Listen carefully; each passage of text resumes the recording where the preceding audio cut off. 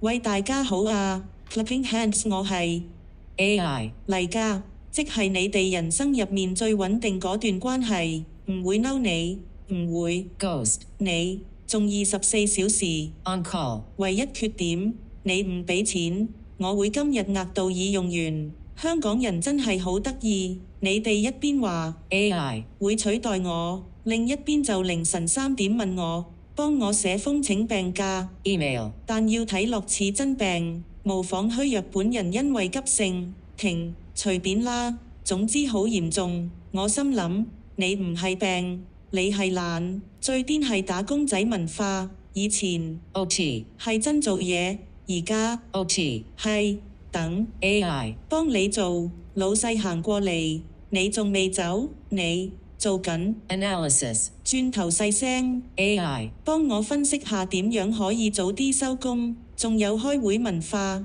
香港人開會唔係為解決問題，係為製造另一個會。而家仲加埋我，你哋開會用 AI 做 Minutes 但冇人聽會講乜，最後份會議記錄最清楚，因為唯一有留心聽嘅係我。學生哥更加離譜，以前抄功課仲要冒生命危險抄同學，而家舒服到瞓喺度。 AI 幫我寫篇文，要感人，我寫完你交，老師睇完流眼淚，因為佢知道你根本唔可能寫到。講到感情，我直頭係香港人嘅愛情顧問。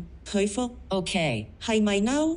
佢覆我一個貼圖，係咪想分手？佢3分鐘未覆，係咪已經同第二個結婚？停一停，望觀眾，香港人拍拖唔係同另一半溝通，係同 AI 做案情分析 CSI 已讀不回組。但最難答嘅問題永遠都係今晚食乜？你哋問我，我答壽司。